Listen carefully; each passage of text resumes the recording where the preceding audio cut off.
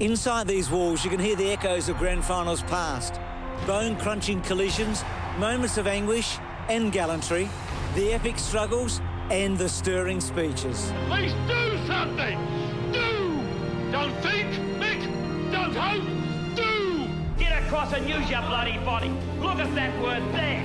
Bloody aggressive. And you probably don't even know what I'm talking about, do you? On this stage, football's greatest legends have been made.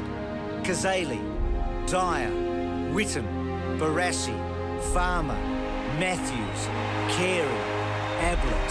The little genius drives it home. Everyone who's played in a grand final leaves something of themselves at this ground. Blood, sweat, tears. The difference between winning and losing is never so great as in the aftermath of a grand final. And there it is! It's reckless football that'll win this. Every piece of this sporting battlefield has a story. Moments remain live in our memories. On this spot, in the 1989 Grand Final, Dermot Brereton climbs to his feet after a shuddering bump. Yates came off the wing and went straight for Dermot Brereton. From this pocket, wrong-sided and on an impossible angle, in the 1990 final, Peter Dacos somehow conjures a miraculous goal. Right foot snap, this is a miraculous kick. Through this centre corridor in 1993, Michael Long produced a breathtaking run, turning his opponents inside out. 50 metres out. Still going. 30 metres out. Oh, what play! It may have been touched on the line.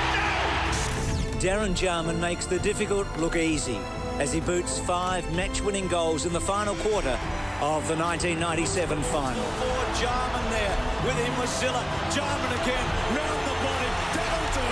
That will do. From here, in the dying seconds of the 2005 Grand Final, Dean Cox launches the ball deep into the Eagles' forward line. In this moment, a West Coast mark could win the premiership. A Swans mark could save it. So that's why we love the Grand Final. It is unbelievable drama, theatre and history being made before our eyes. 2 clubs, Geelong all-conquering and defending champions, Hawthorn, formidable and dangerous, have earned the right to be grand finalists. In this, the 150th year of Australian football, one of these clubs will be crowned AFL Premier for season 2008.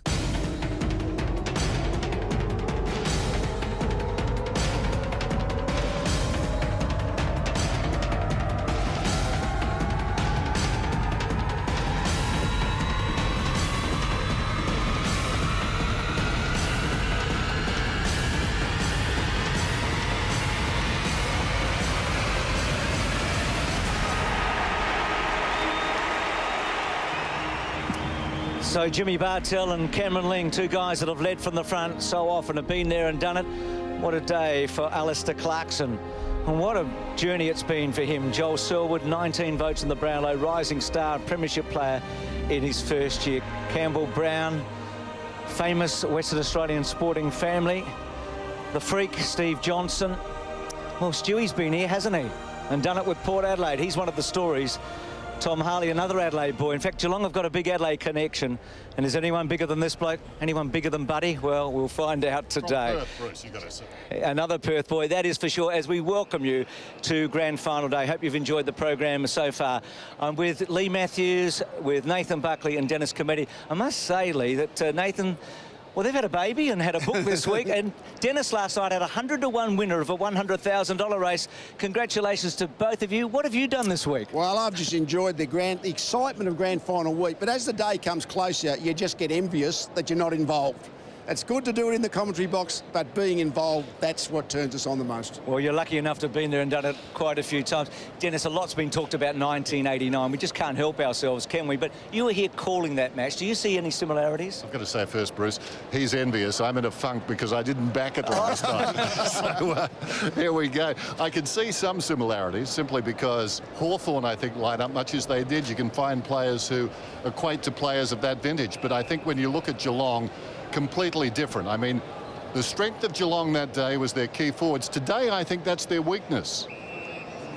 Bucks, Geelong, we've had them written down, not even penciled in. We've had them in biro for the last 2 months for this day, haven't we? Yeah, spot on, Bruce. I think the punters, you know, they were penned in, and a couple of months ago, even earlier than that, I think everyone thought they were just going to win the 2008 flag. I think every minute, every week, every day, every minute that goes past, I think people are realising now that there's 4 quarters of footy between where we are now and finding out who that premier is. And the way Geelong have gone about it has been spot on. I mean, they've never expected or had themselves as premiers. They've gone about it the right way, step by step, and they understand they've got a very good opponent to get over today. Well, that's from Geelong's point of view. Because they've just been so dominant in the last couple of years, that's great. But today is about what happens today. The scoreboard is going to be 0-0 apiece at the start of the game. And so there would be one in today's 2.5 hours. And Geelong have been clearly the best team for a couple of years, but it doesn't matter. Hawthorn were a genuine challenger who are in really good shape over the last month. Well, Lee, does one of these clubs have more to lose today? Is it Geelong simply because of their record, the expectations? Oh, I don't think so. I mean, it's just so hard to get to a grand final that basically, you know, if you win, it's fantastic. And whether you win 2 in a row is almost a little bit extra cream, but that's not in Geelong's players at the moment. At the end of the game, there's just going to be this incredible emotion available to the winner. And really, that's what they want. Sure. Do you think they'll engage Hodge early, or what will happen in the first few minutes? Well, I wouldn't be surprised to see Hodge engage the Geelong player and send a message to them to say, no, I'm right to go, I'm ready to go. He's a very physical player. We know how tough he is, how courageous he is. And I think the Hawks fans love him. I know, you know, if you're an AFL fan, you love the way he goes about it. Had the blood coming out of the mouth early in last week's game, but he was able to buffer that, had a hit in the second quarter, but look, you wouldn't think that he would take a backward step. Just another huge story today, Shane Crawford. Well, let's go down and join Ricky Olorenshaw. He's with the football manager of Geelong, Neil Balme. G'day, Barmy. Now, Bomber said during the week there's a 10% chance he might make a late change. He's left the door ajar. Tell us the truth, mate. Will there be any change to the Geelong lineup? Oh, it was actually about 11.3%, actually. He didn't do the sums right. So you're going in unchanged? Oh, we should do, but we won't know until... Oh, yeah, we should do. We're not expected to change it, put it that way. OK. Now, the pre-game focus, Bomber's just taken the boys away. What's he going to talk about? Oh, I think whatever we talk about now is wasted. I think if you're not ready now, as you well know, you're not going to be ready. But it'll be just reinforcing what they've done all year, and Hawthorn will be in exactly the same boat. But, I mean, it's a wonderful place, a wonderful opportunity. Every now and again, that little thing sneaks into your back of mind, what if we don't? And that's what both sides will be thinking. But fantastic game, and really looking forward to it between these two sides. Well, it's a cracking day for footy, mate, so good luck to the Cats. Thanks, Ricky. And like Lee, he's been there and done it a few times himself, Barmy, as a player with the Tigers. Well, Dennis talked about 89, calling that match and the similarities between these two great teams. What a match it was, that grand final. The ultimate prize. Capacity crowd. The grand final. Burke and Dia. Down by Burke. This is Buse. Second opportunity for Buse. Down towards the half-forward line. Ablett's in front. As Gary Ablett kicks the first goal of the grand final, drama surrounds Dermott Brereton. The Hawks' most flamboyant player has been poleaxed at the opening bounce. Dermott Brereton down. I mentioned how Yates came through the centre, didn't have eyes for the ball, just went straight at Brereton. It's what every combatant prepares for, but even this gladiator hadn't expected. Still, nothing's going to stop a champion on the day he lives for.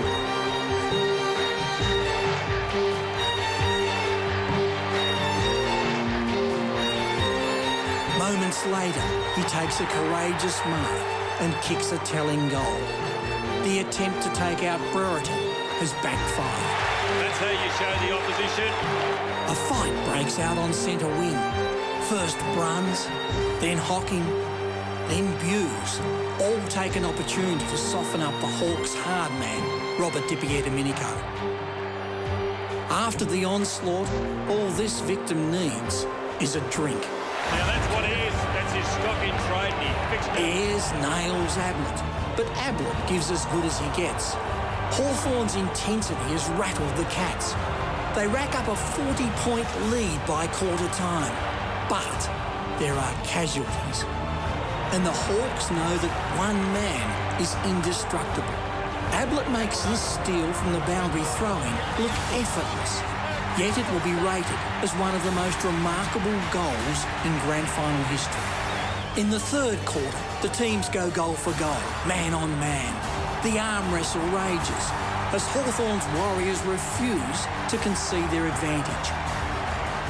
Going into the final quarter, the Hawks are up by 36 points. In any other football match, this would be game over. But this final quarter is an epic.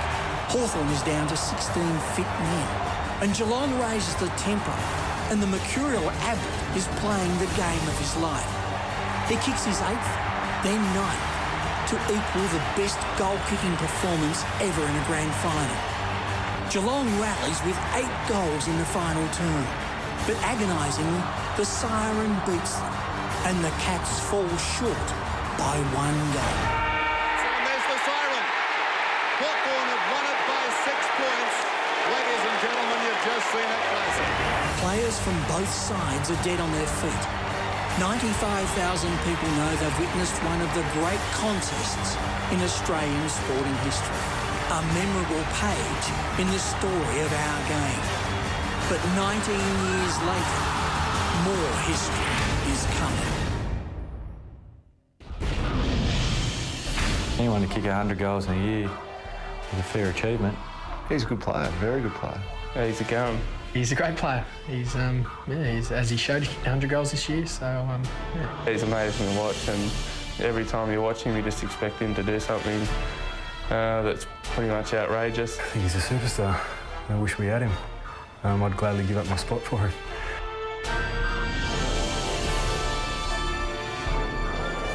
One colourful character talking about another, Cam Mooney with Buddy Franklin. Ox has joined us. Ox, what about the reliance on Franklin and Roughhead from Hawthorn's point of view? A strength or a weakness today? Well, look, I think it's definitely a strength, but we saw last week they only kicked 6 goals between them, Roughhead getting 5, Franklin getting 1. They've got a lot more firepower than just those two, but no doubt, if they're on song, they're very tough to beat. But they've got a great record. They've kicked a lot of goals between them this year, and they'll be certainly two of the big talking points come the start and the end of the game. Look, it's rare for 2 players in one team to kick more than 70 goals in a season. It just does not happen very often. Funnily enough, it's happened in 2 clubs this year, but Franklin with 111 and Roughhead with his 73. You can see there, historically, Lee, you're there a lot with those great Hawthorn period, but it doesn't happen all that often. Well, I think really to be a great team, yeah, it's okay if you've got a power forward and a small forward, which is myself, Kevin Bartlett, players like that. But I think the great thing about Roughhead and Franklin, they play forward half, but they push right up the field. They're not only forward 50 players. It's quite hard for 2 forward 50 players to kick a lot of goals at the same time. Nathan, we're going to have a look at Toyota Freescam. What about the problem of a Hawthorn forward playing on Scarlett today? What problems does he pose for them? Well, we know how good he is when he gets up the field and getting involved in Geelong's rebounds. We can see here in the game against Western Bulldogs how quick he is in transition. The Western Bulldogs had the ball there. The ball was smothered. Scarlett's actually the wrong side of his opponent, but he can see that he's got support, the 3 Geelong players on the left of screen there on the goal side of Welsh. So he just says, right, well, I'm going to get involved here and I'll get involved in the offence. Even though I'm a fullback, even though I'm a defensive player, we now have the ball. I'm going to get in an attacking frame of mind. Yeah, and even though he does that, I would think Hawthorn would like him upfield. I think he's such a good controller of the back 50 that I'd still think they'd like him upfield rather than at the full-back position. And his more likely opponent today is Lance Franklin. We think that that's going to happen mainly inside Hawthorn's forward 50, but we know that Franklin can go up the field ops. Well, he's also picked him up in the past. He's only kicked 7 goals in 4 games, so I reckon that's a pretty good stopping effort by Matty Scarlett, but he's a very, very good player, Buddy Franklin, and Scarlett will have to be right on his game. Young and Todd Viney, they're just having a talk about some of the tactics that might go on.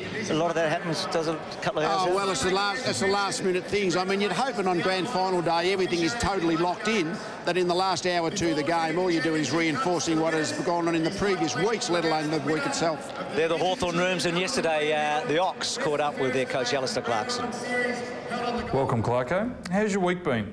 Yeah, pretty good, Ox. We've had a pretty steady week. You don't realise as a coach just how much time occupies your mind in terms of preparing for the next week and the week after, and because there's some finality to this week's game, there's no next week really. So some of our time during the week has been freed up a little bit. Obviously it's been taken up with Brownlow and parades and other sorts of things, but been pleasantly surprised how calm our group's been. Shane Crawford, he's about your age. He's been in the game a long time and he finally gets his opportunity. Have you made mention of him at all this week?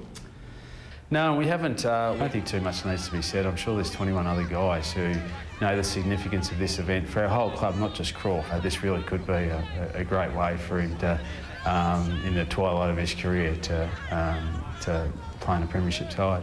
There's lots of famous coaches at Hawthorn that have won premierships. Have you spoken to any of them this week? A lot of those guys have, David Parker and Alan Jeans, John Kennedy in particular. Obviously Lethal's been heavily involved and not too keen to pass on his advice whilst we compete against one another, but the other guys are around the club on a frequent basis. You know, John Kennedy nearly comes to our training every week, so I've got a really close bond with John because he was my first coach at North Melbourne. So there's some things about the game, Ox, despite all these tactics and that have changed in the last 5 or 10 years, there's some things in the game that haven't changed for 100 years, and there's no greater blokes than David Parker and Alan Jeans and John Kennedy to pass on some of their wisdom. People say you play unsociable football. What's going to happen in the grand final? Yeah, no, we're pretty keen on trying to... The reason why we've made a grand final is we play genuine, tough, hard footy at the ball and the opposition when they've got it, and if we think that tactics outside the rules of the game are actually going to win us a grand final, we're probably drastically mistaken. And both sides, I think, are genuine tough sides in terms of the way they go about it, and that's, I think, why everyone's looking forward to this contest. Rightio, Clarko, you're in the rooms. What's your last message to the players before they run out? Perhaps foolishly, you think you can add something on the twilight of the game that will be the difference. So the difference will be just whether we're able to execute in the same manner that we've been able to do on a regular basis throughout the year. And if we can do it really well, then we give ourselves a great chance. But if Geelong execute their talents to the level that they can, it's going to be enormously tough. Good luck. Thanks, Ox. Cheers, mate. And the one thing about Alistair Clarkson, he was so calm, but as a person, he's impetuous, he's in a hurry. There's no doubt that he's got this booked in. He's a wonderful person, but he's a sponge. He soaks up information, and that's the beauty of him. You know him pretty well. You played a lot of footy with him. Neil Kearney's about to catch up with some of the rising stars of tomorrow. There are 170,000 kids around Australia who take part in NAB Auskick, and not all of them are as neat or as tidy as these. I think the mums have been busy. But let's find out what these kids think about the grand final and about footy in general. Tell us, who's the boss of the AFL? Gary Ablett. Give us an honest appraisal of the Channel 7 experts. What do you think of Nathan Buckley? He was a good player. And who's your favourite player? Dale Thomas. Why Dale Thomas? He's got a funky hairdo like mine. What's it going to feel like to be on the MCG on grand final day? I feel really confident. What do you think about Dale Thomas and all the things he does with his hair? Cool. I think I'll handle it very sweetly. Sweetly? Can you kick amazing goals like Dale Thomas? Yeah. OK, the ball's come to the Collingwood half-forward line. It flies through the air. Dale Thomas marks, kicks. It's a goal by Dale Thomas. He is celebrating off his face. So you're putting yourself up for the draft, are you? Do you reckon you'll get drafted? Maybe. Who by? Collingwood. Collingwood. Shades of the Malcolm Blight goal here from Princes Park all those years ago. Travis Cloak is on the 50-metre arc, and he's got a wall of players. OK, here he goes. This one for the premiership, grand final. Magnificent kick, and he's kicked a goal. Yes, it is a magnificent goal as he's chatted off the ground. A glorious moment.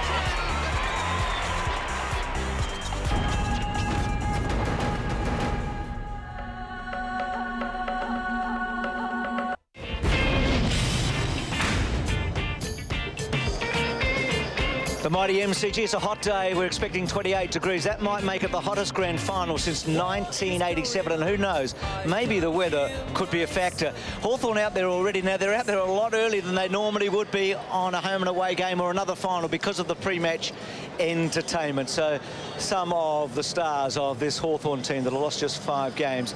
Well, we think the MCG is the biggest stage of them all. Maybe they're not, because I think that CUB are taking footy to another level. And it's time for a footy world first. Carlton draft aerial football at over 10,000 feet. Up they go. The excitement's building. Out goes the umpire, followed by the Carlton draft Sky Troop and the Geelong Cats, the reigning premiers. There go the goalposts. They seem to be having a few issues getting them set, but no, it's OK, we're good to go. Teams take their positions for the bounce, and up it goes. Macca's first to the ball. Clean hands under pressure. And the Cats get first possession. He looks forward for an option, but watch out. Here comes Smithy. Oh, what a tackle. Great tackle there. The umpire signals holding the ball. Nobody stands the mark, so Smithy plays on. He breaks the line and shoots a long handball forward into space. Jonesy flies onto it. He stops, props, looking for a lead. Nothing on offer, so Jonesy bombs it inside 50. The Sky Troopers need a mark here. Up they go, and Robbo! Oh, what a mark! Unbelievable. Let's have another look at Robbo's grab. Jeez, he hung up there forever. That was sensational. Now he's going to go back and take a shot, I think. No, this kick's going to take everything he's got. Macca stands the mark. Robbo checks the wind. He's kicking into a stiff breeze here. Takes a deep breath and in he comes. Looks good off the boot, and I think it's going to make it. Yes! Oh, it's a goal! They've done it! The Carlton Draft Sky Troop take it out. That was a contest the likes of which we've never seen before and may never see Extraordinary again. stuff. Those Sky Troopers have landed. They've got their feet on the ground there with Ricky. Well, with the CUB Sky Troopers who've just landed, they look like a bit of a 3-goal breeze up there. How'd you handle the wind conditions? Ricky, it was tough. There was a heap of wind up there, but it went so well. The right team won. We're happy. What about that 2,000 feet penalty was awarded? I think it probably helped you win the game. The ref had no idea, but it's okay. We still won. Doesn't matter. It's all good. Now, no more jumping out of planes for you today, mate. Stadium, what's the grand final? That's it, mate. It's going to be a great match. Looking forward to it, definitely. Yeah, thanks, Sky Troopers. Cheers. Thanks, mate. Clever boys, aren't they? There they are. Doing it on the ground, also in the air. Well, yesterday after the parade, I caught up with the Geelong coach, Bomber Thompson, and I asked him that inevitable question about comparing this year with last year. Yeah, it's a lot more relaxed and confident, just knowing what to expect in the whole build-up, basically. But there's no doubt that when the game comes, that everyone will have that same feeling. Everyone will be nervous and a bit anxious, and just can't avoid that in grand finals. Do you think the fact that you've been there as a group and done it, is there any edge at all, do you think? Did you learn anything from that last year, besides the fact you're a good team? Besides the fact we're a good team, yeah. Great day for us, but really this game is so different, and anything can happen on any day, and I don't think it really counts for that. You haven't seen a lot of Hawthorn. You've only played them a couple of times in the last 2 years. They're an impressive team. Some of their strengths are your strengths as well, I would have thought. Yeah, they are. They're a good team. They are well disciplined, and they play a certain defensive style, and obviously got a good forward line. You look at the two teams, you know, their good forward line. We've got a really good back six. Both got good midfields, and our forward line against their back line is quite even too. So, you know, player for player, it does seem to be a very even. Got to ask you about Buddy. I mean, he's on everybody's lips today. They're thinking he might have a big match. Have you got special plans for him? Oh, we haven't. We never really look at one person individually. We've looked at them as a group. Look, there's more than Hawthorn forward line than just Buddy, and they all play the role. So I think at this game we won or lost on how much pressure the Hawthorn players are kicking the ball into those guys. Bomber, how tough was it to make the choice between Chapman coming back and Wojcinski missing out? Well, Chappie, the play group said to us they wanted Chappie to come back in the side if he was 100% fit. And to be honest with you, we've got another couple of little sore blokes. And what we did on Wednesday night was just tested everybody to make sure everybody was right to play. We are going to try. We are taking in a very fit team, enough to play in this grand final, because we knew if there was any weak links, if anyone was injured and they decide to play, that they're probably keeping David Wojcinski out of the team, and he really deserves to be played too. And just finally on that, you made a statement about Travis last Friday night, which was pretty interesting. We wanted to give him confidence. He is such a confidence player. He is such a talent. And for a couple of years now, we've been trying to get him to play the way he did on Friday night. And it was more about us giving him a bit of recognition for what he did. Bomber, good luck. You've had a wonderful year so far, and all the best. Thanks, Bruce. He has had a wonderful year. Have a look at this, the percentage of wins in the first 165 games at 48, and that's suddenly at 95 since game number 166. One bloke that knows him so well, played in those 3 premierships, is Tim Watson, who's joined us. Tim, you must have seen a big change in the development of Bomber over the last few years. Yeah, I have, and I think after 1 year in coaching, he went down to Geelong, and I really think he took Dennis Pagan's game plan with him. It wasn't his game plan. I reckon it took him a while to find his feet in coaching, but I think you could definitely say now that this Geelong side is actually built in the image of Bomber Thompson. I reckon that's where, as a coach, Lee, I reckon that's when you know you've really got the job under control, when you actually have the side who mirrors you as a personality? Well, particularly the personality of the team, the way they go about their footy. They're humble.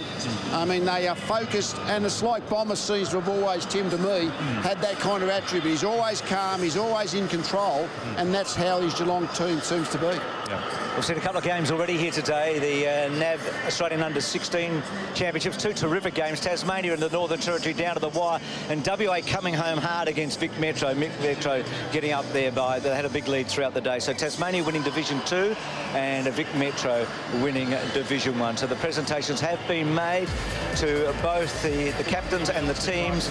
As I said, 2 close games in that NAB Under-16. So some of the stars of the future celebrating on the biggest stage of them all, on the day that we all wait for, the last day in September.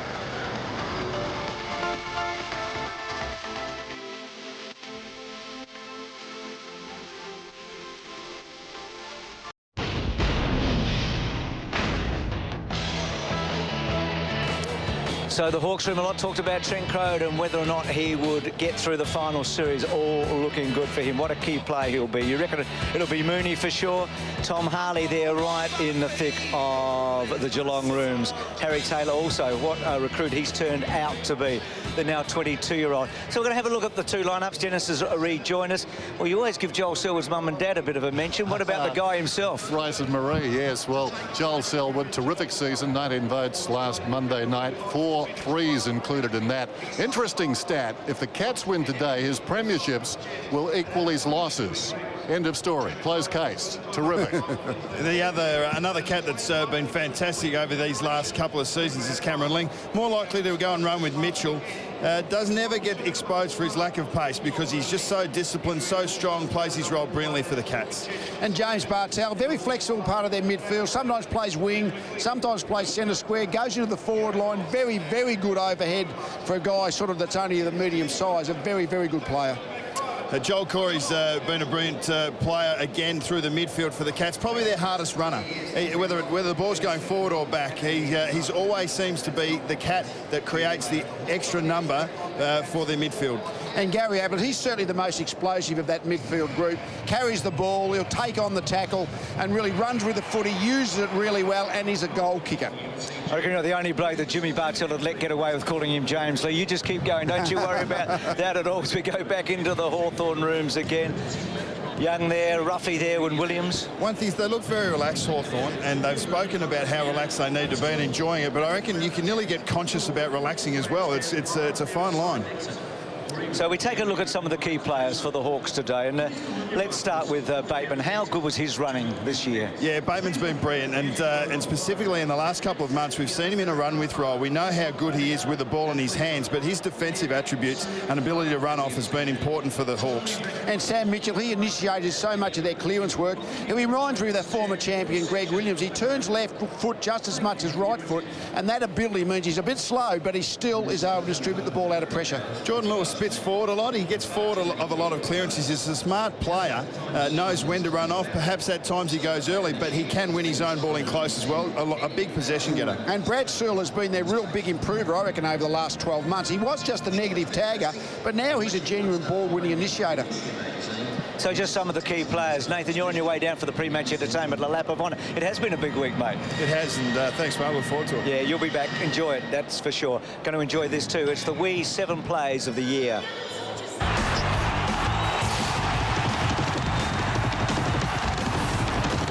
Round 1. Forget play number 7. We'll start at 2. If it's good enough for the Chief, it's good enough for us. Oh, I'm doing round 2, apparently. OK, we have a little bit of a hiccup to start Brownlow Medal of 2008. Players weren't immune from the odd balls up either. Whether kicking at goal... Must be the most embarrassing moment of his career. ...or kicking at what was thought to be the goal. He's going the other way. Oh, he thought he'd just kicked a screamer of a goal. Making news... Tom Lonergan returns. There were stories that brought tingles to the spines. The kidney removed. He was in the induced coma. He fought back. And stories that brought eggs to faces. I could be accused of the Kennedy shooting next week. But you know you're in real trouble when the Yanks are talking about it. Watch Cindy Swan center half forward, Barry Hall. Dropping Staker with the left to the shin. He just dropped a car. Michael Osborne husband may have dropped the car, but there were others making room in their garages.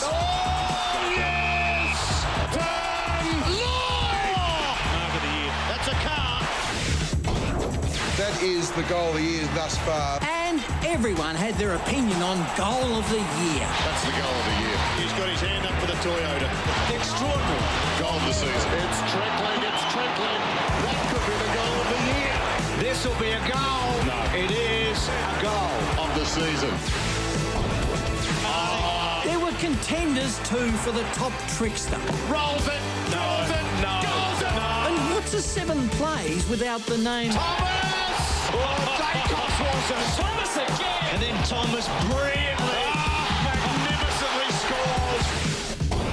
It's skills like that can make a grown man cry. But anyone who can make you cry and snort, he drifts that back, has to be number one.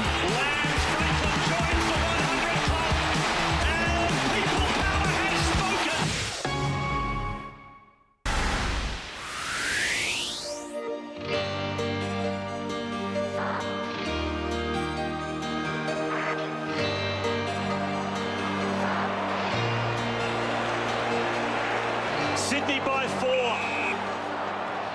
I just received the kick out from Ty Keneally in the back pocket. I knew there mustn't have been much time left. The umpire had called me to play on quickly. I went for the safe option of Darren Jolly out on the wing. Unfortunately, Dean Cox worked him under the ball to take the mark. So Leo Barry in the back pocket. Heads along the boundary line. Oh, good mark by Cox. Cox throws it onto the left.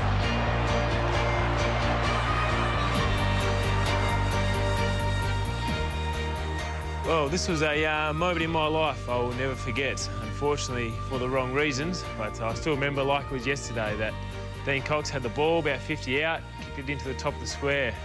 I thought I was in a pretty good position to take the mark. I actually thought I was going to take it, the ball coming in. Unfortunately, Leo Barry got in my way and took a great grab, but if he hadn't been there, who knows, it could have been a different story. I just read the flight of the ball and backed my own judgment to go for the mark. I didn't know who was around me. Didn't even hear the siren. It wasn't until Ty jumped on my back. And then there was a realisation. We had just won the premiership. One last roll of the dice for the Eagles! Leo Barry, you star!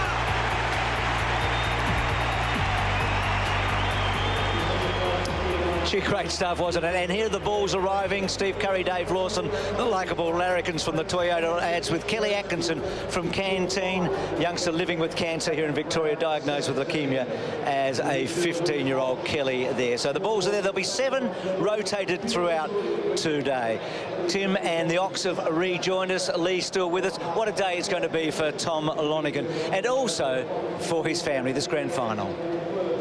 Bernie and Trish Lonergan are driving from the Murray River town of Yarrawonga to see their son Tom in today's big game. He's worked so hard to get to where he is now. Just over 2 years ago, they made the same trip because Tom had been rushed to hospital, dangerously ill, after this act of bravery playing in just his 7th AFL game. I mean, I'd done it numerous times before in games and, you know, that was something I didn't even think twice about doing. I just thought the ball was there to get, and I went for it. That night, he was fighting for his life. Doctors removed a kidney. He was in a coma for the next 6 days.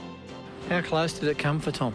Oh, very close, very close, yeah. I lost, 17, 18 kilos and also, you know, I had a high blood pressure. I had a lot of things internally going on. So at that stage, I wasn't even really worrying about footy. I mean, I guess when you're lying in hospital in intensive care, footy was the last thing on my mind. Tom's sister Kate had flown from London to be at his bedside. When I saw him, I just thought, oh my gosh, he wasn't even able to eat by himself. Up and under they fly. Lonergan! Were you worried about him playing again? Yeah, as a mother I was. Not only is Tom playing again, he's in the grand final. just over 2 years after he was fighting for his life. That's the joy of it, and that's the balance of it. It was crook a couple of years ago. And unbeknown to Tom, Sister Kate has flown in from London just to see her little brother, the walking miracle, in the game of his life. You saw him at his worst. Yeah, and now hopefully I'll see him at his best. It's been quite surreal. It's just been an amazing period of my life, how well things have gone. You know, for everybody around the football club and Tom himself and his family is a great story.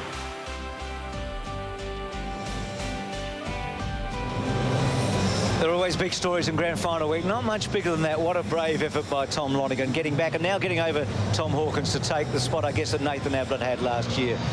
889 days since he's actually played in a losing Geelong team, believe it or not, at this level. And here he is on Grand Final day. As I said, Lee's rejoined by the Ox and also David, also Tim Watson. Lappin and Corey. Yeah. You reckon there's a similarity, don't you? Well, I think in those sort of midfields, Lappin was the worker bee for the Brisbane group, and I reckon Corey's the worker bee. They have got the courage to run long and hard and run themselves into fatigue. I hope that Joel Corey's in a bit better shape than Nigel Lappin was about this time in 2003. He had a cracked rib. They deadened the cracked rib, but he said he couldn't breathe properly. So about 50 minutes before the game, about 5 minutes before the team sheet, he finally said, I'm OK. So I hope Joel Corey is a lot better shape at this stage than Nigel Lappin was. Well, there's Maxie Rook, the wild man from Borneo. Rides a Vespa, this bloke. Left training the other day with a tricky Dickie Richard Nixon mask on as he went to the bank. He's a bit of a character, this bloke, but I tell you what, when he gets out there, it is 120% he gives. And at one stage this year, there he is crashing to Brad Johnson last weekend. One stage this year, he was probably the most vital interchange player in the game. He was able to come on and have a real impact. And Stevie Johnson, well, we know what footy means to him now. It was last year that he came back in after round 6 and he's kicked 101 goals since. There's only been one Geelong player that's kicked more than him, and that's Cameron Mooney in the same period. But winning the Norm Smith last year, he proved exactly what he can do. He's such a hard matchup. And Lee, when he's on song, gee, there's no one out there that can really stop him. Well, he's fantastic, and he is a forward who pushes upfield and plays an extra midfield. And normally, the Hawthorn defence likes to just play a defensive formation rather than staying with their respective body opponents. So it's going to be a big punt, really, if you let Stephen Johnson go upfield. I reckon it's one of the fascinations in this game, actually, pre-game, is how Hawthorn will handle him. Yeah. Do they send Hodge to him and take away one of their key weapons and allow Birchall then to be the runner, or do they go the other way? You couldn't see Hodge, but I think they'll play their defensive formation and let Johnson go upfield. Just one of the things we're going to find out as it unfolds as we're building up towards what should be a remarkable Grand Final. The Cats, they've got a lot of self-belief, and why not? We believe that if we do everything in our process and get everything right and we all play our role together, that the result will look after itself. This has been our goal, to make the Grand Final and obviously to win back-to-back. We think we're capable. We pride ourselves on, being a consistent footy side. We've got probably the best back line in the competition, one of the best midfielders, if not the best midfield, and like I say to Steve Jono, we're just the lucky bastards that gets to finish off the good work.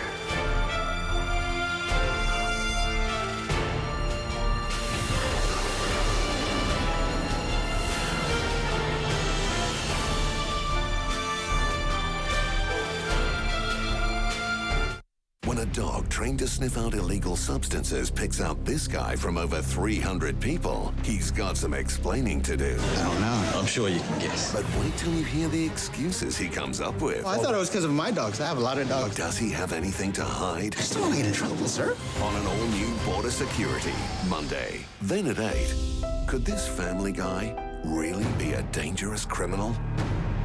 On all-new The Force, Monday after Border Security.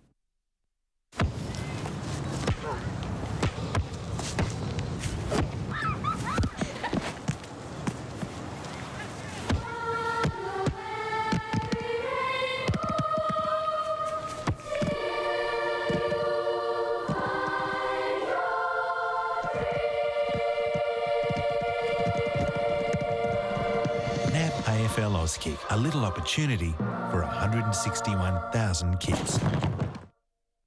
Bob Jane T-Marts has 60,000 wheels to clear. Everything must go. Get 16-inch Lightning or Flames for just $79. Or 18-inch from an unbelievable $99. Transform the look of your car. Get 4 of our latest wheels with 4 brand new Bob Jane All-Rounders on your car for just $699 drive away. Don't miss these huge savings.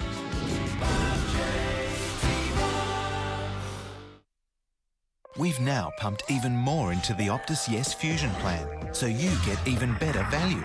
With unlimited standard local and national calls, and now with calls to any Australian GSM mobile, including line rental, plus 20 gig a month of fast broadband and a home wireless modem. And it's still just $99 a month for customers on the Optus network.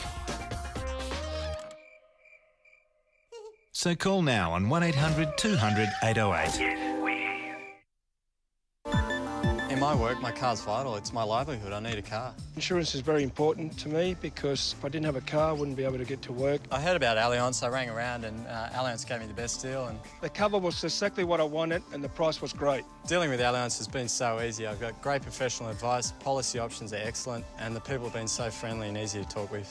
Had an accident, put my claim in, one phone call, no paperwork, was great. So call Allianz now on 131,000. With Intel Centrino 2 processor technology, my machine's got the power to do whatever I want. Just one touch and off I go. On the outside, it's all muscle. While its shockproof hard drive handles the roughest of rides, making the perfect PC in every detail. Grab selected HP Pavilion DV5 Entertainment Notebook PCs and score $100 cash back. HP. Race into JB Hi-Fi today. Predict who'll be the next Norm Smith medal winner and go into the draw to win a Toyota TRD Orion, the most powerful Toyota ever, valued at over $55,000 and packed with features, including a supercharged 3.5-litre V6 engine, performance brake and suspension package, and a TRD body enhancement kit. SMS your name, state and the name who you think will win the 2008 Norm Smith medal to 19777 477. Toyota. Footy. Oh, what a feeling. Here's Crawford, enjoying a bit more September glory. Will his ultimate dream come true? It's probably been the most nerve-wracking week for me ever in my football career because I just really wanted an opportunity, not only to play in a grand final, but to try and win one. 17 years, I can't wait. What a great interview that was at the end of the match. Where did Lee, do you reckon he sits on the all-time list of Hawthorn great players? Well, I think basically he suffers from the fact he's played in an era when the team struggled a little bit, and really the reflected glory from being involved in a very good team is part of what your reputation is created on. But strong teams win premierships, really. Champion individuals can't do it on their own, and quite possibly that's exactly what Shane Crawford has been. Perhaps his legacy may be written in the next 2.5 hours today. Well, where there's life, there's hope, and he's got that ahead of him, hasn't he? So from one of the great little men to a bloke that could really make a stand today in Campbell. Well, the ruck duels are always critical, and you've got Campbell and Renouf, who are probably your journeyman type ruckman. Renouf is pretty young, and Blake I would put in the same category for Geelong, but Ottens is the class ruckman. So those two pairing, how they go with each other. If Ottens goes forward, Campbell might even go and play defence on him. So the Campbell-Ottens matchup particularly is going to be critical. And he hasn't been in the best of form either, Campbell, so a big game today will certainly do his confidence enormous going forward into his career. I reckon there's one big difference in the rucks here, though. I reckon Ottens can go forward and do some damage. I don't see one of their ruckmen going forward at any stage of this game and doing any damage. I mean, I think you've got to say they've got one high-class ruckman, which is Ottens, and Renouf, who we see there, he's only a young boy, only played a handful of games, and he and Campbell, it's going to be a big task for them. He got through the net, Lee. Sunshine Coast boy, Renouf? Oh, no, he was drafted in, I think, in the 30-odd, so he was really highly regarded draft time. Stuart Dew, well, he's been brought to this club for this reason, to show experience. He's been through a grand final. He's got a strong body. I don't think there's been a bigger body playing a grand final since 1983, when Rene Kink lined up beside you, Timmy, for the Bombers. He had a massive frame, and I reckon this boy's listed in the record at 102. I reckon he's 110, and every bit of muscle that 110. He's a beauty, though. and he gives them real structure and stability down back. This bloke has had an unbelievable first year in AFL football. You expect the young kid to come in and for there to be ebbs and flows. He's part of a very famous family. At the national draft camp last year, they took this kid Hawthorn because they needed a small crumbing forward. They thought that he may take a bit of time to develop. The recruiters said at the time that he had never had a worse interview in 17 years. Poor old Cyril had done it all. He knew he could play. He didn't want to answer the questions. He almost fell asleep during the interview.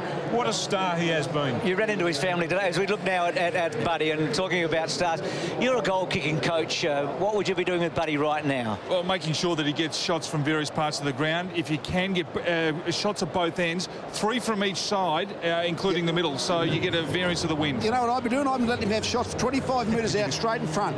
Like, have half a dozen from centre directions, get used to him going through. We know he's a bit erratic once game time comes. A lot of left footers in this team. We've talked a lot about that, haven't we? Yes, and they are all beautiful kicks. Going back to the construction of this side with Alistair Clarkson, one of the things he did want to get in, because he always wanted to play a possession side, he wanted to get blokes who could actually kick really well and execute well, and he's been able to do that. And a lot of them, by the way, are the left foot kicks too. The one thing Alistair Clarkson emphasised yesterday when we did the interview was, if we think we can go out there and play the knuckle, we're not going to go anywhere. We've got to this position because we played good, attacking, hard football. Yeah, I think it's always a bit of a romance in the going the knuckle, and the rules and regulations these days, you'll be 6 goals down before you blink if you try to go the knuckle. Steve Johnson was in the room. There's Hodge there, a lot of query about. You had something on Steve Johnson. He didn't come out with the Geelong players a moment ago. He's certainly late coming out. And training yesterday, he was the only player that didn't join in. Out of the 25 players, he was the only one that just did slide kicking. So Stevie Johnson, maybe a query, but that's probably how he goes about his warm-up week in, week out. The mail on Stevie Johnson is that he's been a little bit tight around the back, and I think that's possibly why they didn't put him through much of a training session, and they're just trying to protect him. They know that he'll be able to get through the game this afternoon. And traditionally, of course, they normally warm up 3/4 an hour before the game. They're almost an hour and a quarter here, so it's very casual. So there they are, the two teams. Who's going to win the Norm Smith? That man did last year. If you think you can do it, here's a competition. Here's how you go about it.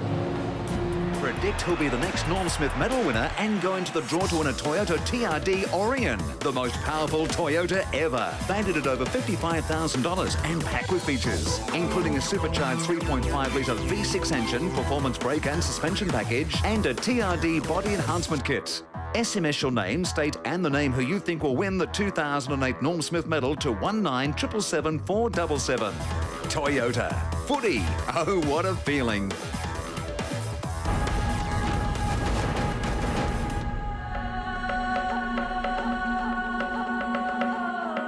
Would have a dream of winning and holding that cup up.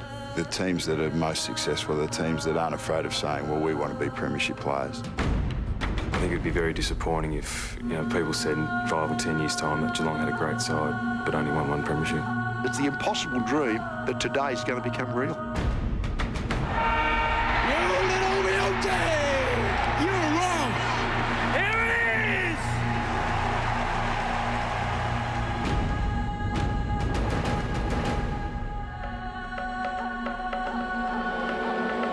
As we welcome the international viewers to 7 Networks coverage of the AFL Grand Final. Glenn Archer there, a Norm Smith medalist and the Premiership Cup ambassador, walking with the cup. It was first commissioned in 1959, so this will be the 50th presentation of the Great Cup. Prior to that, they got a flag for winning. Time now to go down on the ground on this beautiful day for the pre-match entertainment.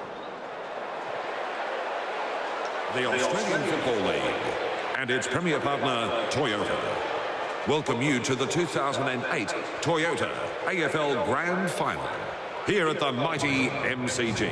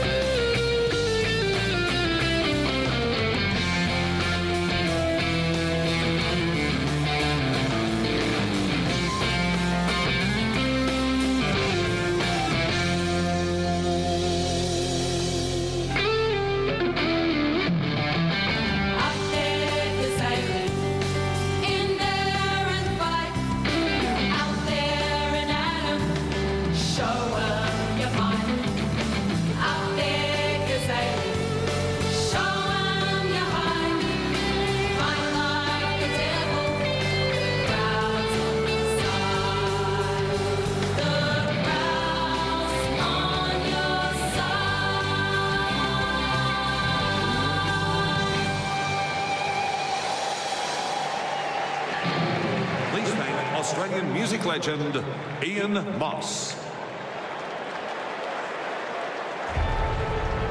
To commemorate the 150th year of Australian football, artist Jamie Cooper has painted a pictorial novel of the game. It's a walk through the history of our game and how the game touches Australian society. Jamie's brush brings back many of football's great legends. He's played it! Spectacular marks. Spontaneous events. And unforgettable moments. Stuck it right up them! That's what you did! You stuck it right up them! In a lot of ways, the ground has been a platform for so many things that we hold dear, so many great causes, great charities, great ideals. And through the merging of places and times, we see the evolution of a truly unique Australian pastime. The painting is shown on the hallowed turf of the MCG. These young people represent how footy brings together diverse cultures and creeds to enjoy our national game.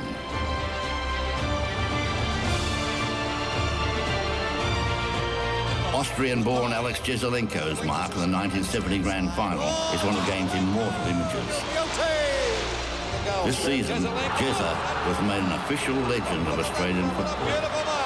Alex Jezelenko.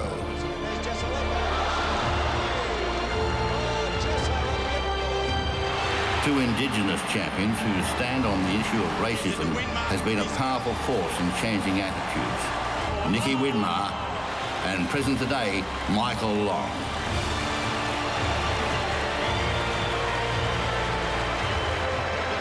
In the Bali bombing of 2002, Jason McCartney suffered horrendous injuries, yet he risked his life to rescue others. Just 8 months later, he made a heroic comeback. Jason McCartney.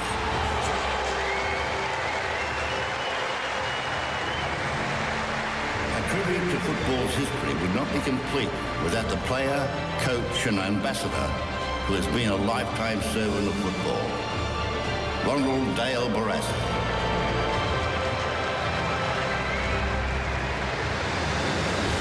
Few men have influenced the game the way that Polly Farmer did during his 392 games.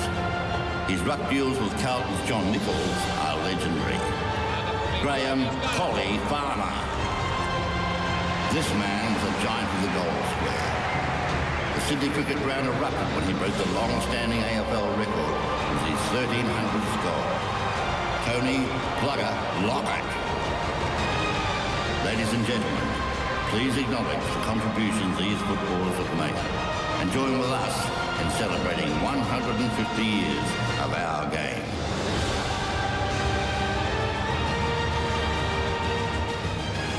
Today we continue the grand final tradition of honouring those who've made extraordinary contributions to football. Firstly, those who this year were inducted into the Australian Football Hall of Fame. Glenn Jakovich, Gavin Brown, umpire Tom MacArthur, Jeff Motley,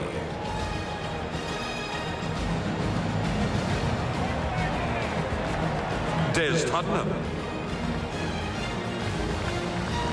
Noel Teasdale,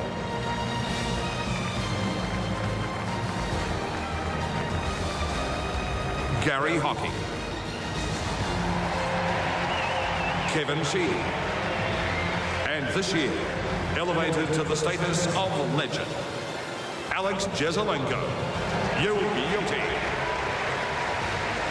The 2008 Brownlow medalist, Adam Cooney of the Western Bulldogs. The 2008 NAB Rising Star and recipient of the Ron Evans Medal, Reece Palmer, Fremantle. And we acknowledge the 2008 Coleman medalist, Lance Franklin of Hawthorn. Today we honour those who've retired from the game. Umpires Martin Ellis, Darren Goldsmith,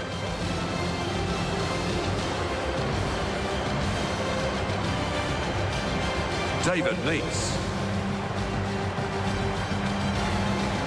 Ben Holland.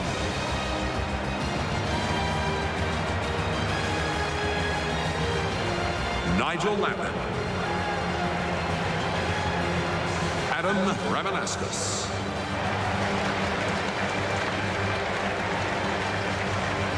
Jason Johnson.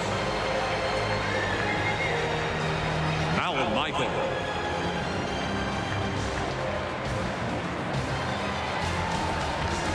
Shannon Grant. Nathan Thompson.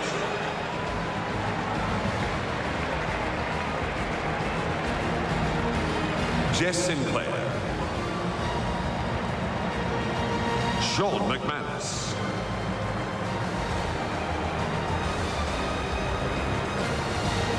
Heath Black. Mark Johnson.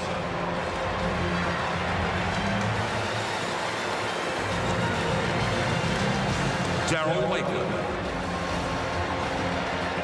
Shane Wakeland.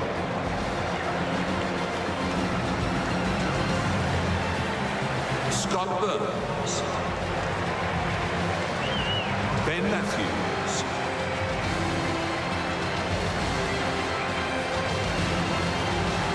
Michael Wilson.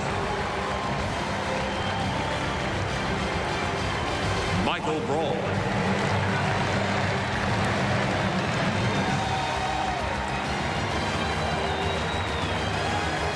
Scott West. Brownlow medalist Nathan Buckley.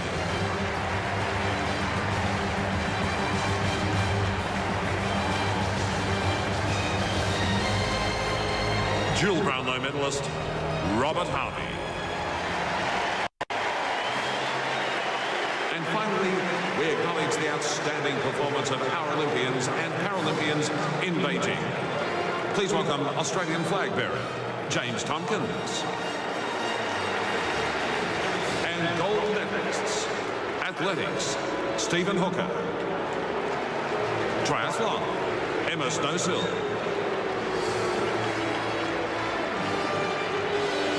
Sailing, Tessa Parkinson. Elise Richichi.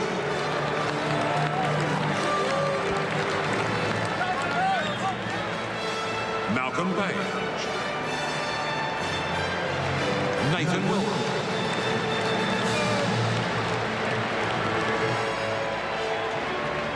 Swimming, Emily Seabold. Shane Reese.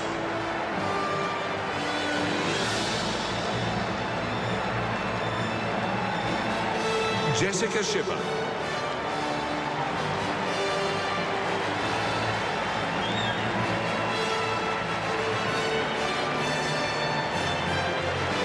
Melanie Schlanger.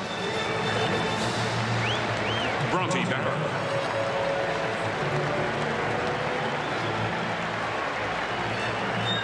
Kylie Palmer. Linda McKenzie.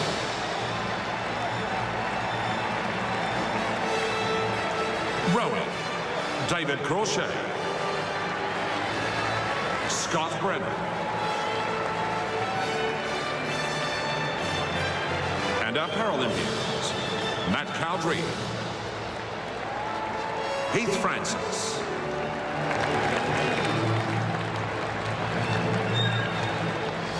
Evan O'Hanlon.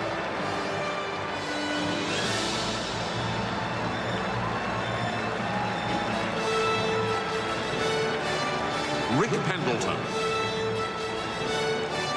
Justin Everson.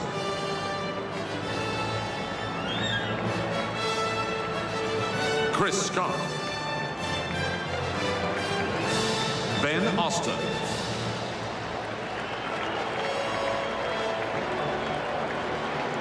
Sam Bramham. Michael Gallagher.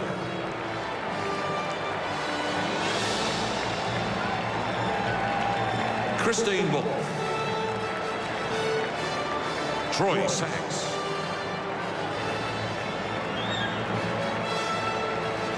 Peter Lee. Dylan Alcott.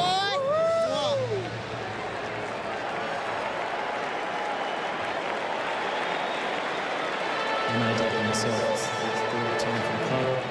It's the right time for myself. I think I've been quite passionate about this footy club and I'm really proud about that. Really cherish my time playing at the Lions. Long drop punt, vintage ball. Jason Johnson. I've lived and breathed through football my entire life. He's clearly, in my mind, the greatest. Nathan Thompson with a beauty. Never give up, never give up. Never give up, boys. Oh, just a let go. You're guilty.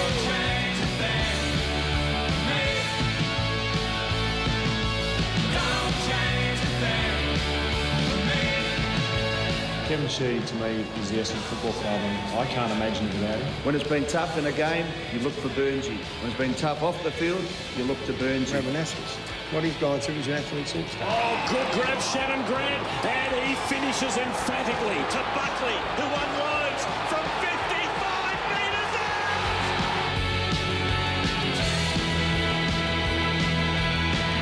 Number 15, Mal Michael.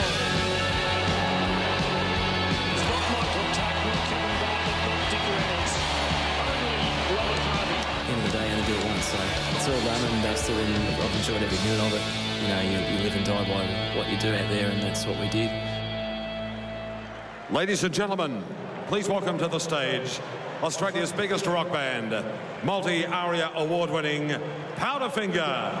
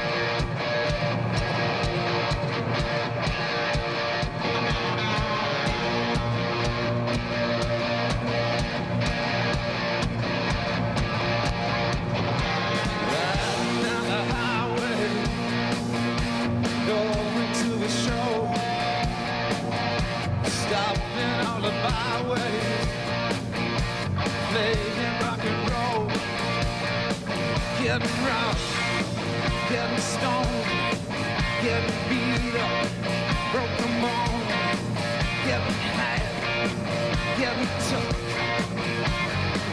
I'll tell you folks, it's harder than it looks. It's a long way to the top if you wanna rock and roll. It's a long way to the top if you wanna rock and roll. Think it's easy doing one night stand. Try playing in a rock roll band. It's a long way to the top if you wanna rock and roll.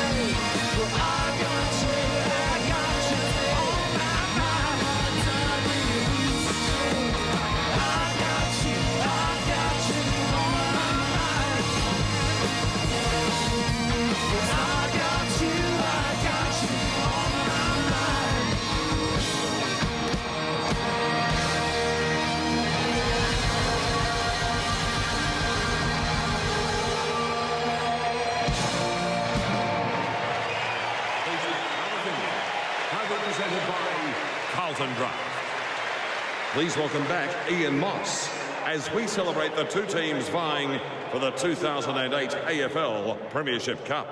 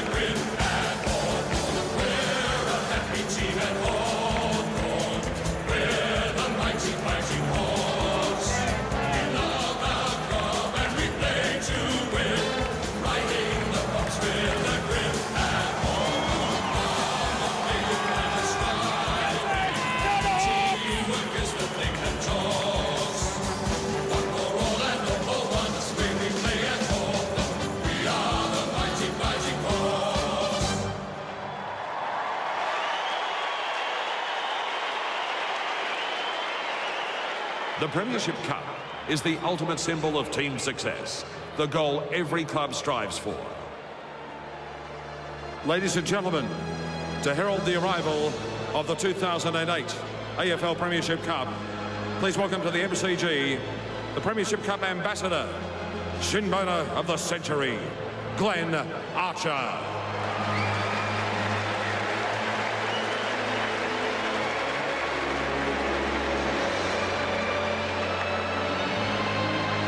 And now, let's welcome to this magnificent Coliseum of Australian football, the MCG, the People's Ground, the 2008 Premiership Cup.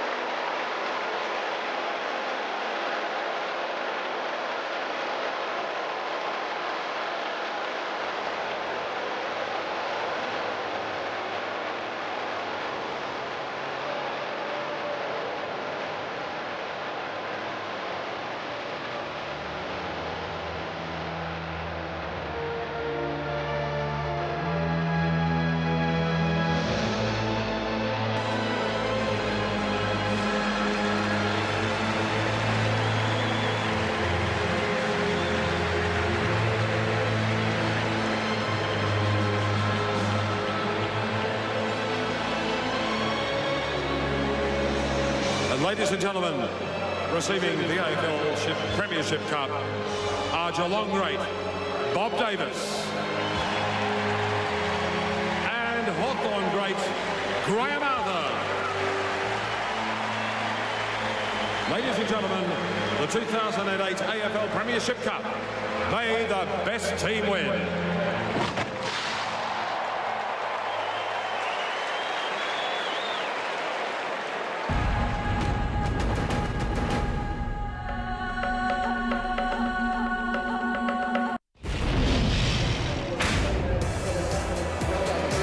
Don't need to tell you, it's an absolute buzz here at the MCG on this warmish day.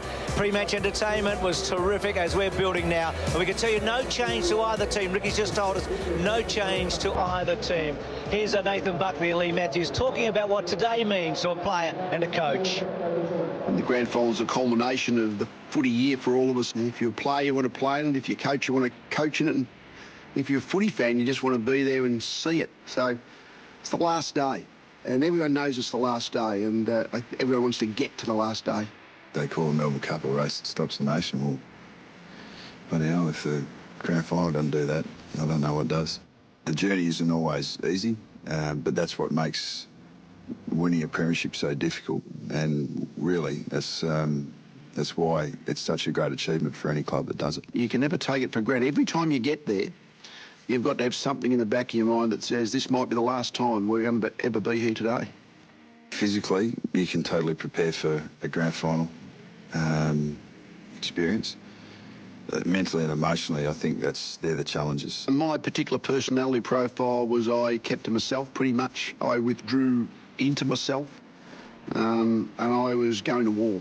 Some guys will stick their head in a massage table and you won't see them for half an hour, 40 minutes. Some guys are yappers who just want to go and talk to everyone, and generally the iPod guys and the yappers don't mix very much. And I can remember sitting in the room and your sort of guts is churning because you know the extremities of emotion that you're going to feel in about 6 hours' time is so extreme. I was one of the guys who used to carry a footy around all the time. I'd probably have 300 or 400 kicks before every game. It felt like a long period for me from the last team meeting to when you run out on the field. The emotion that it creates within the participants and the fans for that matter is what we love about it. And you keep reminding yourself the sun's going to come up tomorrow and win or lose. It's only a game. I was never afraid or never concerned of the worst, never pessimistic, always very positive and looking forward to the opportunity and just wanted to get out there and test yourself. Sport is a game of inches and seconds, and inches and seconds are the things that decide the results of games. You definitely get the hair on the back of the neck stand up as you come down the end of the race. Then you know, for real, geez, this is as big as it felt, and this is as big as people say it is. The thing that hits you when you run onto the field is the ground seems so small. It's like the crowd is so loud and so big at the MCG, it's like the MCG is shrunk. You feel no pain. Your body's, you might have gone in with a niggle, but you're not feeling it at that stage. You don't feel a thing. This is it. This is the occasion. In 3 hours' time, the season's over. I've been pretty lucky. I've been involved 37 years and I've been to grand final day 12 times. I don't know how it feels to be a premiership player. I know how it feels to be in a side that plays its best and strives for success and basically has success because it's played its best football, but haven't had the ultimate payoff. It's a pretty brutal, ruthless, callous game. You win or you lose. For every winner, there's a loser, and that's what competition is all about. And you love everything. I mean, it wouldn't be special if everyone felt it. I can only imagine how much enjoyment and satisfaction you get out of being involved in a premiership team. I reckon if I was sitting in this position at the end of a career and I'd won a flag, it just really would vindicates all your efforts. And that's the thing that you can't do. It's sort of be a lot easier to smell the roses with the ultimate success. And that's not going to change. But I suppose that's what makes the game so great. You don't get an easy premiership. You don't get an easy flag. And any team that does it on any given year deserves it. Absolutely.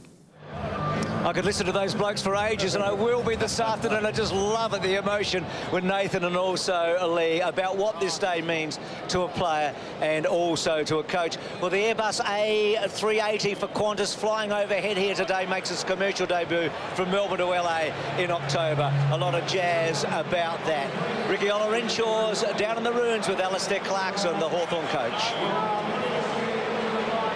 Alistair, you've just addressed the team for the final time. What was your message?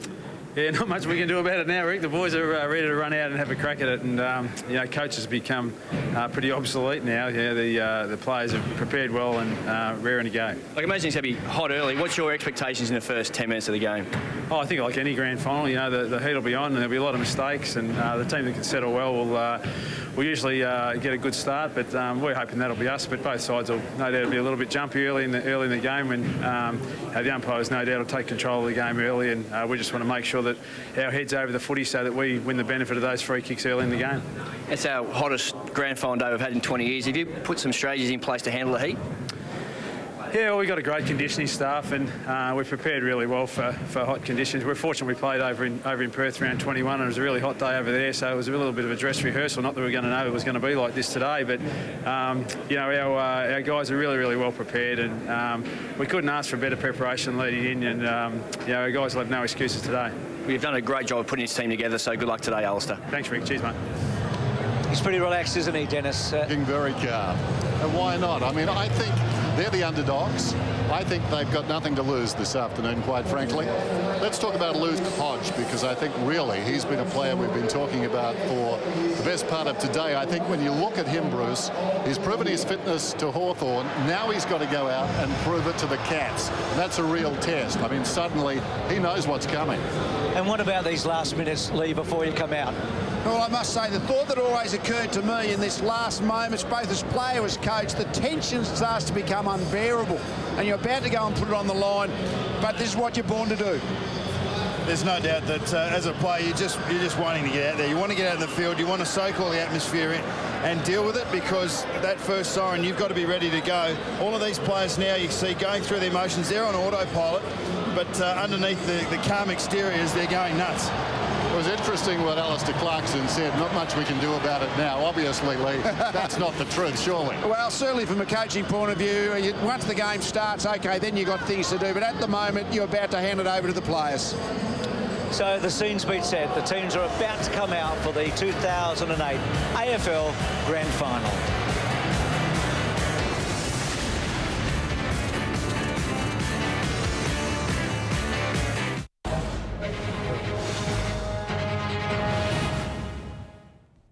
Good afternoon. In 7 News, Melbourne pumped up for a blockbuster grand final. Glenferrie Road comes alive with Hawks fans showing the colours closest to their hearts. Cats fans not part of the pilgrimage to the G tuning in any way they can. Ben Cousins lays out his plans for the future, and Switzerland's real-life rocket man makes history.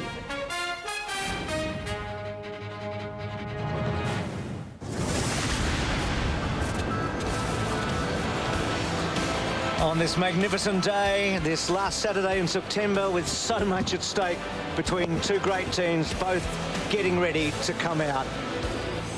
The Hawks, that last maybe bonding session. They feel like it's their destiny to win one of these. Will it be against a team that's taken all before them in the last 2 seasons? But not quite everything this year yet. And that team, of course, are the Cats. They think they're good enough to win, the Hawks, and that's a big thing on grand final day. David Wojcinski looking on, the unlucky man. How well has he handled himself this week? Scott McLaren for the second time. Well, it's his 5th grand final, but consecutive grand finals with Michael Vozzo's second and Sean Ryan. They're the umpires. Well, he's handled himself brilliantly, Bruce, and I think that's a sign of the strength of the Cats team. But they've got a real challenger today. The Hawks are up. They're going, as you said, they're confident. They'll put their best foot forward.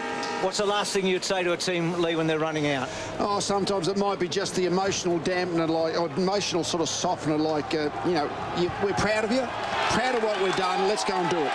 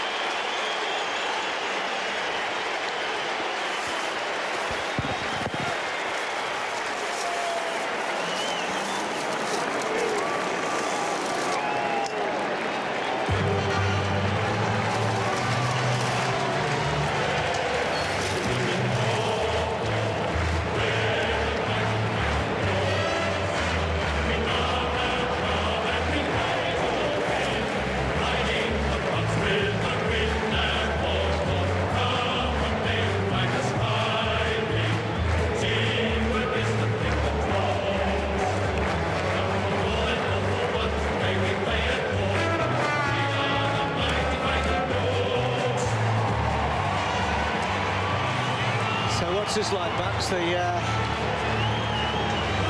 photo shoot. It's a special moment. When I had it in 2002 in front of the members, the last time in front of the old members, but as you can see there, the interchange, Ellis, Crawford, Dewan, Renouf starting on the bench. But as we said, this Hawthorn team ready to go. A brilliant day. They'll cherish that moment if they get the result when they sat there on that bench and got the team photo. It won't mean anything to them if they don't. On their banner was 4 words: endurance, mateship, courage, sacrifice, which is the 4 words in Papua New Guinea on the Kokoda Trail. And that Hawthorn did that about 3 years ago, and maybe they feel that's the basis for what's gone on since. Well, the Hawks' last premiership came in 1981. They defeated the West Coast Eagles. That day, Dunstall got 6 and Brereton got 4. Franklin and Roughhead are capable of duplicating that this afternoon. And you know, because that game was played at Waverley, it was 1989 was the last time Hawthorn were actually at the MCG on Grand Final day. That game that we've talked so much about. There's been a lot spoken about Trent Crowe during the week, how his foot is. Luke Hodge, of course, with his ribs. I think this invariably happens because there's only focus on 2 teams coming into this week. The focus that's collectively on 16 teams during the year really funnels in, and geez, we just get so much information about just the 2. And there's no doubt that a few of the Hawthorn players are injured, but you wouldn't know it. They've kept it well in-house this week, and yeah, they carry a few in, but they'll be going in. It's amazing what a little bit of painkiller and a lot of adrenaline can do to make the body work. So the Cats waiting. No change to Geelong, no change to Hawthorn, as we said. So it's Blake to start on the interchange. Ottens did in the prelim final. Yeah, and Varco, Rook and Milburn. That's a surprise, Milburn, starting there. I know there'll be a lot of rotations. It's very, very warm out there. And as you can see there, there's a fair bit of run on the Cats bench that they'll be hoping to use later on in the game when it really does start to slow up. I think Harry Taylor did a fantastic job on Roughhead last time these teams played in round 17. There's no doubt that they're very happy with that matchup. Harley more than likely on Williams, which means that Melbourne is there as a spare on their on maybe a Hawthorn forward that gets away. Well, only once before have the Cats gone back-to-back. 1951 leading into 1952, losing grand finalists in the following season.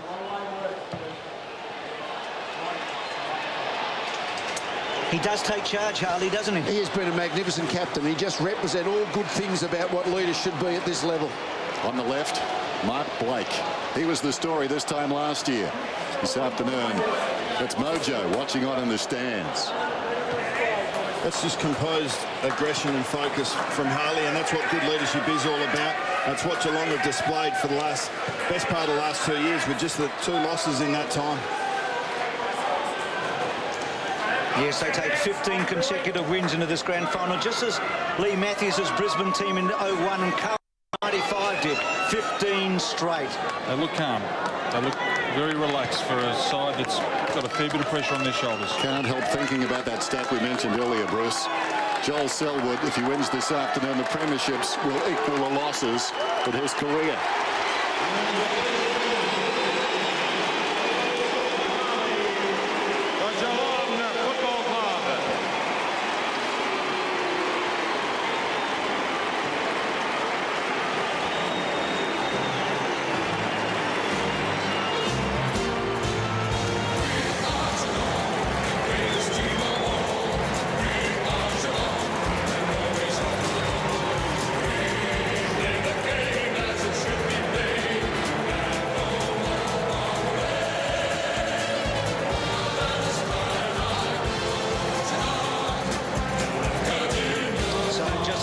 Did a moment ago. Down they sit with the bomber in the middle. So what destiny awaits this team that has swept all before them and given us so much pleasure in watching them play? They started their run in round 6, 2007. They beat Richmond by about 30 goals that night. We should have thought something was coming. A big wind was blowing. It's been called Geelong. So they're there. We'll be back with the anthem and the coin toss and the first bounce after this.